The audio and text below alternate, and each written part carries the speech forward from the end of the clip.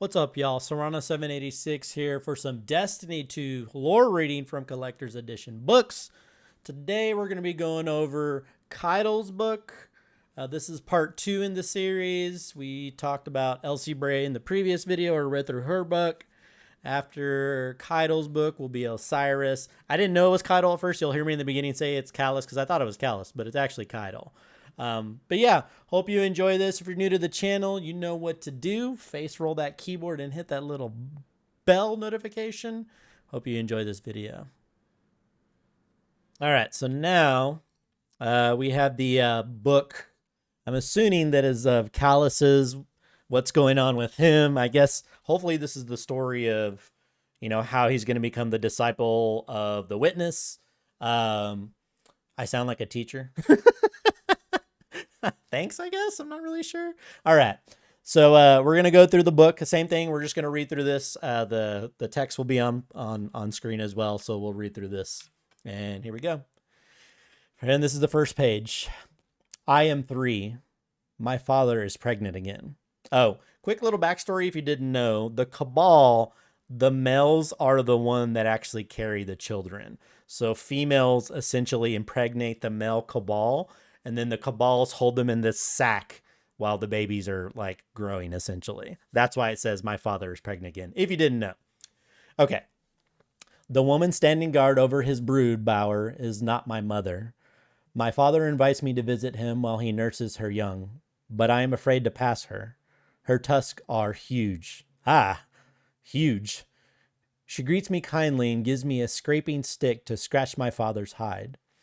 I do not understand where my mother has gone. In the stories, Ajda tells me mates stay together their whole lives, but Ajda is a scion. Maybe there are things about mates that scions do not know. I go into the bower. I ask my father if my mother is dead. He draws me close. He asks me to sing to my new siblings. His belly is soft and strong, fat with brood pouches where the babies grow. I watch one climb to find his teat. I know that mother and father mate. The mother gestates the young and delivers them to father's pouches. That father broods them until they are weaned. Aja taught me how mother must stand guard while he is sessile and vulnerable. She must keep the other females away from him, lest he discard her offspring and take on the brood of another female. Ugh. I asked my father if that's really true. Can a father choose to forsake his own children? Of course, my father says. That's how you know that I love you. I could have turned you out of me, and I did not. He tickles me. I laugh. I am centuries old. I am beating an assassin to death. Their helmet splinters in my fist. Their taunt rings in my sinuses. You are a child in a general's costume, none of the vision of your father, none of the drive of strength of the one they call Dominus. You will not be remembered. My father put those words in the assassin's mouth. He put the blade in the assassin's hands. I have been stabbed in the ribcage, but the ribs of the Cabal are a closed vault. We evolved to face our enemy. I've been shot in the arm, but I wear armor, even in a private. I have been shot in the hand, but I have another to make a fist. I break the assassin's skull as I broke my father's heart. I send the Enectine blade back to him, as he will one day send it back to me. So this is the account of Caiatl. That's what's going on. This is Caiatl stuff. I am 3. Something has gone wrong between the woman and my father. I slid on my greased belly through the palace halls, pretending I am a well kayak. Guards smile at me and I smile back, but I keep my ear pressed to the floor. Nearby, the woman bellows in his chambers. She says he has not kept his political promises to the ex-praetorate families that approved their match. He is so wounded, he says, doesn't his luscious body delight her? Doesn't the right to fill his pouches with her young bring her joy?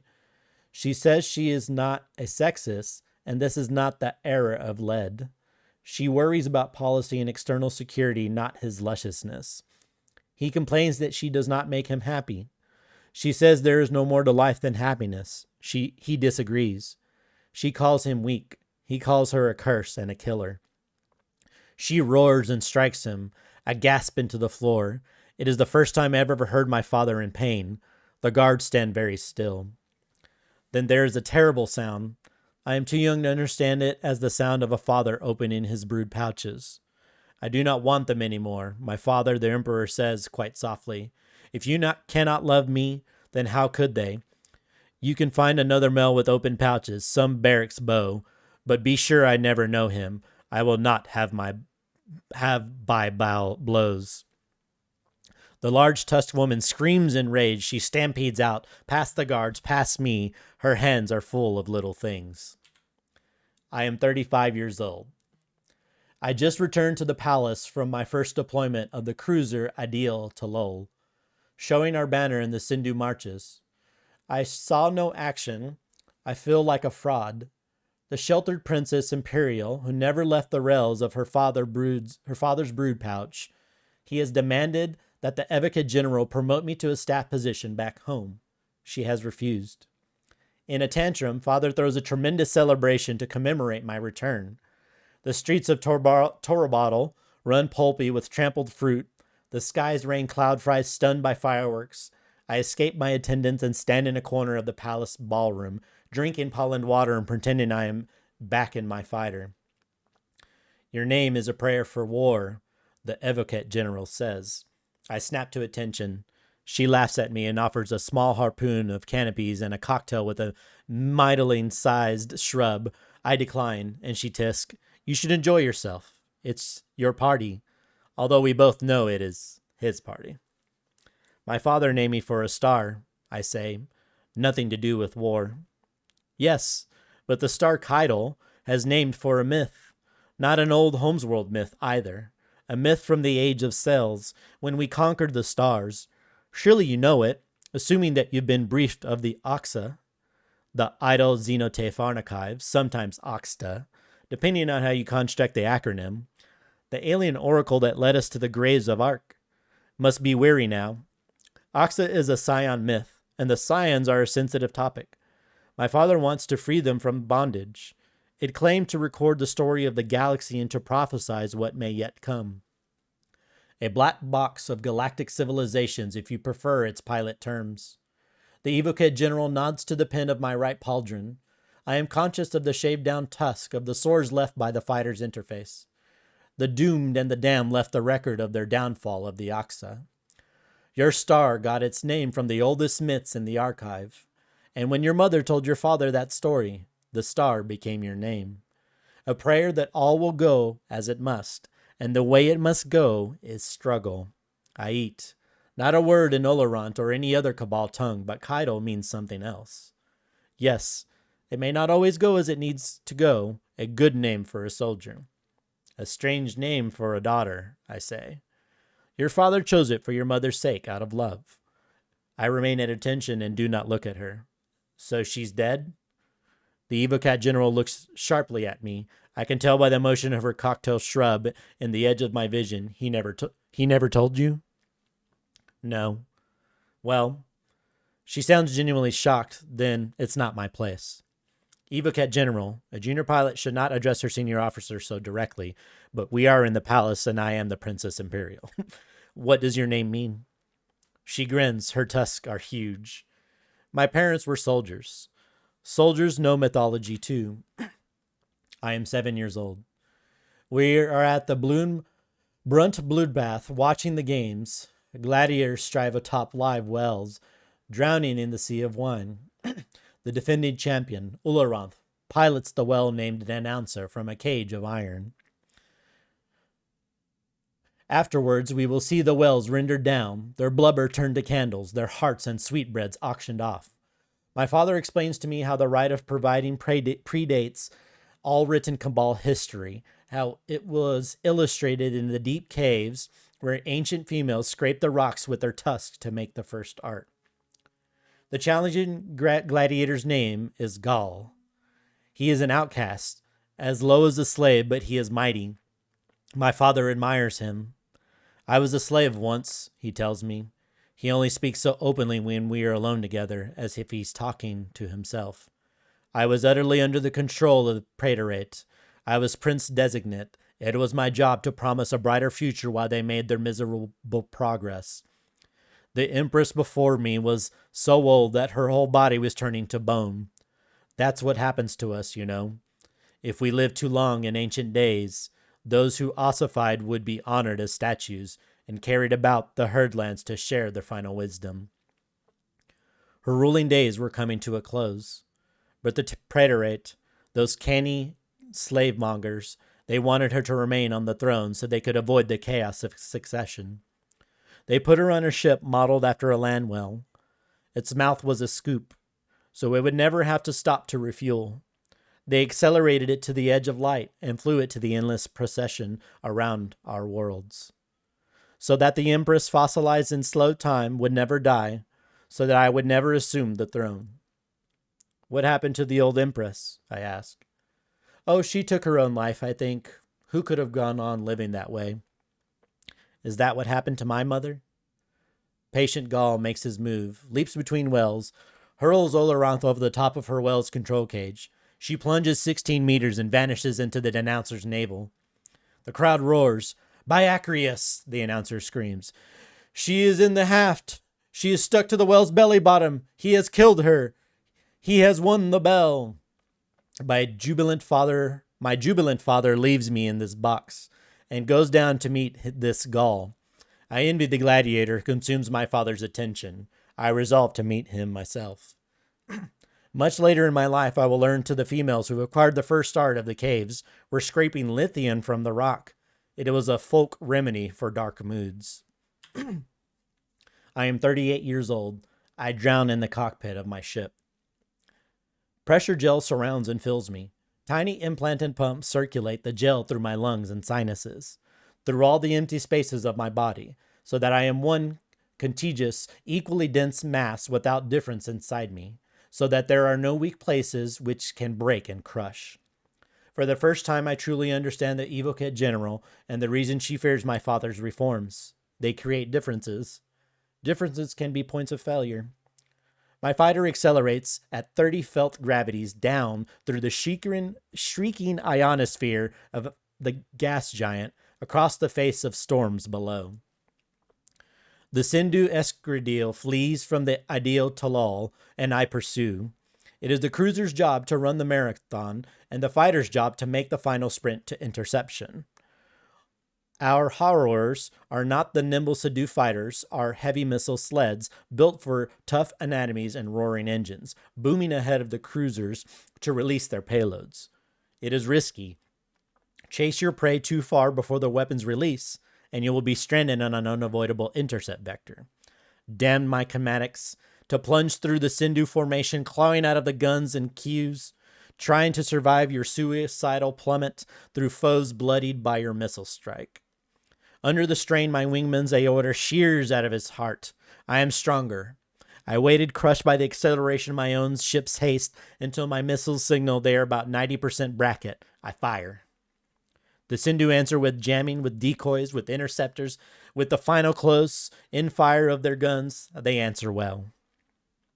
6 little pinpricks of white light, 6 kills, another 3 survive. 3 against 1, and no Delta V left to maneuver. I am doomed. I go in grim and laughing. The Caiatl Talolo recovers me 2 days later. I spill exhausted from the drained-out cockpit into the arms of waiting medics. They try to hustle me into the emergency baths. I bat them away, rise to my feet. I roar to the gathered deck crew, all 9, all mine. And they roar with me. No adulation for the Princess Imperial, but love for a new ace. I am 35. It is later than the same night of my homecoming. Molly and Molly says my father has just finished his 5th tub of paluk and had unbuttoned his imperial raiment.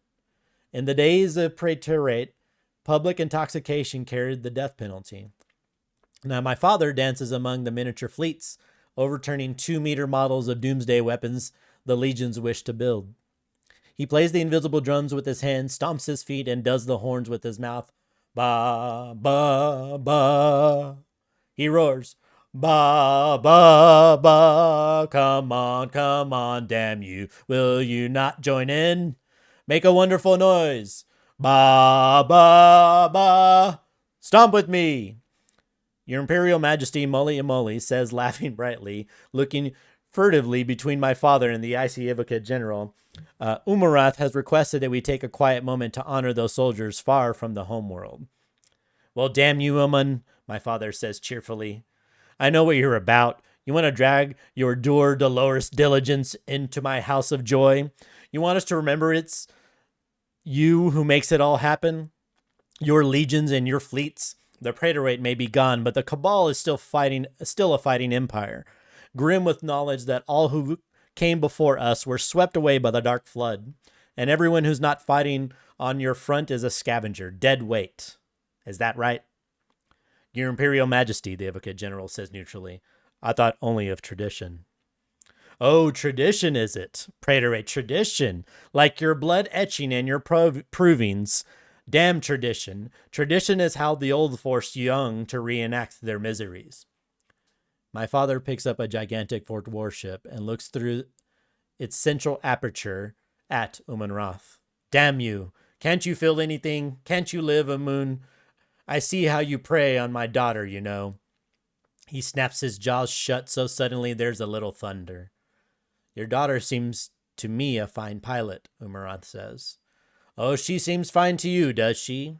My father's face bulges through the sun-devouring maw of the wooden prototype. The actual warship will dampen gravity with a lemon-smooth effect so that its target star cannot hold itself together against the blast of its own heart. She meets with your approval? Then why, Uman, do you haunt her? Why do you steal her from me and send her away to die in some crushing chasm of a gas giant, shattered by Sindu missiles, compressed by the depths, by the deep where the worms lurk? Isn't that, you say, Uman? In the heart of every gas giant there's an abomination waiting to hatch. So why have you convinced my own daughter, my own flesh? Everyone is absolutely silent, absolutely still. To go play in the grave womb of the worms, instead of being happy here on the homeworld of Torbottle, where she could share my joy. I should not speak, but I do. Father, I had a duty to the people to serve. Duty, he hurls the model like an accusation. Molly ducks. Sheozet moves as he would to leap on it, cover it with his body like a bomb. What you had was a voice whispering in your ear, a poison in your tea, a pox in your blanket, that lie, everything is giving value by its suffering and its strife. Everyone cowers before his shout, except Amun and me. I am shocked to find that I do not fear my father. I have listened to him cast off my own siblings. I have known him to murder beasts and love too well, but I am not afraid of him. This is what matters, he roars at Amun. Not your dire legions and their grinding progress. You only exist to allow this party. This is the point. Even the drums have stopped. Can't any of you have any fun? He bellows. I have heard quieter alarms in the simulator when I fell into the dark hydrogen depths. Can't any of you live? Am I the only one here who is not utterly deranged? The only reason we don't all kill ourselves is that we feel good. The only reason we do anything at all, even breathing, is that it feels nice. That's the only way the universe has ever found to make existence tolerable. The only reason to exist is that fickle little quiver of reward the brain gives us for eating, or drinking, or dancing, or working, or freeing our people from the be-damn Praetorate, or loving our daughters. That's all that's worthwhile in life. Stimulation of the three primary vagus nerves. And if our whole psyche weren't built on the need for that reward, what would we be? Hive? Vex? Nothing? Cabal? I tell you, nothing. Cabal. He flings his arm out to embrace us all. What's the point if we can't have fun? What other point could there be? He stares straight at me. He says, as if for my ears alone, I would have had 1,000 more young if only I could have made you happy. I am centuries old. The Scion metaconcert bridges my mind to the other conspirators. Adzat conducts us from an Oxa machine replica, but it is Ghaul whose basso thoughts resound in me. He is the clean break we need, the clean break I need from the Praetoriate and my father alike, the Ghost Primus who will resurrect our empire. All I have to do is play my part. But on that day, unbidden, a memory comes to me. It is not mind, it is not Uman-Ras, because she never lets astray through slip. It is Ghaul's. His fierce, acquisitive psyche wanders from its place. I see my father weeping. I hear my father confessing. And then Ghaul, I felt nothing, nothing at all. It was as if all the gray stillness of my old Inui had flocked home from the days of the Praetoriate and gathered in a murder above me, so that all the world's tastes and terrors were shut out by their wings. I was thronged by the well-wishers, but I was alone, like grit at the center of a pearl. My consort tried with all her art and patience to rouse me, but I would not be roused. I was alone again, save for the one precious life now brooding in me. One out of all the lives we had tried to make, this one survivor. And I felt that if this daughter left me, if she went out of me and into this world, I would be nothing. Nothing. Utterly, without sense or reason. When I gave birth to my daughter, my beautiful star, I felt the immovable pearl shatter around me, but never since. I have feared that it will close again, and this time I will have no way to break it. When I sense in Ghaul's memory of this moment is contempt. Contempt for a man who had everything and threw it all away in pursuit of mere sensation. But what I feel for the first time in my life is understanding. I understand my father all at once. I understand him. I am a few days older. I am on my knees before my father, and I mean to confess it all. I will betray all the conspirators. I will reveal their motives. Adzat's warning against the chalice worshippers within. The Evocate general's wary eye on the enemy without. The consul's longing for this blossom days, when the people knew their place, and he still had this manhood. Ghost Primus Ghaul's brave new world of martial discipline and full spectral dominance. The idol's fear for his own survival, the lictor's personal disgust, and my star, my father says. He is a round silk splendor on the throne, a world unto himself. His nipples are like dark poison fruit bejeweled. I remember nothing of their taste. I don't suppose you've come home for good? Father, I say, I want to ask you something. He sips from a goblet, an overturned bell butter that 5,000 years old. Of course, of course. What do you want when you took the throne? Want. He beams at me. Now you're asking the right questions. Not duty, but want. What I wanted, my star, was to make the world better for you. A piece of my heart wails to believe him. But I was not yet conceived. What did you want for yourself? Other than the chance to conceive you, my star? Well, he finishes around the edge of his throne, holds up something knobby and worn down. Very few Cabal will ever see this. It is the Imperial Trinket, an ancient bone retrieved from the debris around a once radiant black hole. Scholars tell me Caiatl, that eons ago, a species lived around this deepness and built an engine to tap its polar jets. But something came upon them from the dark and killed them. I know the tell. One of the Evocate generals proofs that we must be mightier yet to survive. Of course you do. Now this bone is a predator. It feeds on the gap between what you have and what you want. Did you use it against the Praetoriate? Yes. And do you know what I found? That you could not, because you wanted nothing. I was lost, Caiatl, adrift in a fog, utterly unable to to desire or need. All I could do was be. The bone was nothing to feed on if the wheeler wants nothing. Yet ever since your birth reawakened me, Caiatl, I have prized above all else the ability to want, the hunger to exist as more than mere existence. This is what I want now to feel, to be more than just a being. What of my mother? Didn't you want her back? Oh, child. He looks into his wine, into his bone, and he begins to salivate with tears. This is how Cabal cry, passing the anguish from the brain to the bowel for digestion and expiation. She had to care for me when I was but a husk of a man. I was selfish. I was cold. I broke too much between us, and I cannot bear to hear him stumble any closer to grief. As she left, and then you found someone else, I quickly finish. Yes, I tried to find someone more appropriate to my station. It didn't work, but at least I still had my daughter. He folds the bone away. He smiles tenderly at me. And what is a daughter except the wish to have something to love? I am exactly that old when I realize that my father, the Emperor Calus, is full of shit.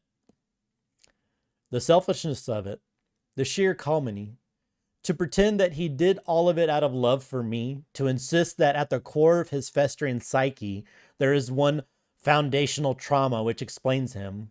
I could not feel, so now I must feel everything. I could not want, so now I am a creature of unbridled appetites. I could not love, so oh, my daughter, love me. I did it all because I was afraid to be sad. The notion that all this man's conquest and excesses could be explained by his deep fear of anhedonia is nothing but well shit. It is a bait he sets out from my heart. There will never be a moment when I understand my father. I already understand him. There will never be a final reconciliation. I am already reconciled. He is that he is. He was made by the Praetorate, and he made of it his empire. He made me, and now I must make something of myself. I already know my father. I know him because he has spent his whole life showing me who he is. The universe is not explained by the psychic terrain of a knowable few. The cosmos is not subject to the trite interior struggle to heal or self-actualize or escape some old wound. The Praetorate did not fall because it depressed my father, but because he undermined their political control of the legions. Ghaul did not rise because of his burning will to conquer, but because he was the perfect plow for revanchist consul and a militarist advocate general to throw their might behind.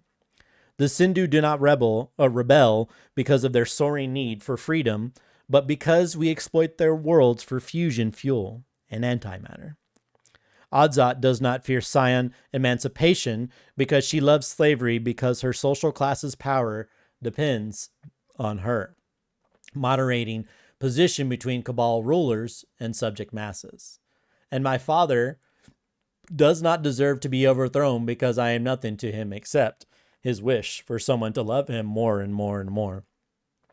He deserves to be overthrown because he is a bad emperor. So I'm exactly that old when I close my mouth and say nothing at all of the coup to come. The weak wish for something to love them. They wish the hunger of a well to be loved, and their need grows in proportion to that hunger. The strong work to be worthy of love. I will not be weak. I am as old as I ever been when I record these memories. Tor bottle is lost. Fallen not far, not to the frontier threats Umanroth obsessed over, but to the dark gate of her own obsession. Ghaul is gone, consumed by the god he sought to usurp. Adil Amali and the lictor Caiatl are dead, claimed by the same assassins Calus now sends for me. He even had his favorite tea seller murdered. Calus is no longer my father. As I write this, I am playing a little game that my troops love. We draw up imaginary legions from rosters of real manipeals and centuries. The performances of those units in reality determines the success of an imaginary legion. I play this game under a private name. I play it very well, despite fierce competition. The Legionnaires joke that losing the homeworld was worth it just to shake up the game. Morale is high. Calus could not have played this game because he values nothing except himself in the end. This selfishness will destroy him. He preaches of a contracting universe with himself at the center, a glorious tide of the night that will reveal his grandeur as the final fixed axis of it all. But the moment will come when he sees he is not at the pole, that he is on the edge, and the dark is rushing over him, and then he will be undone. Whether or not I am there to see makes no difference. I have people to lead.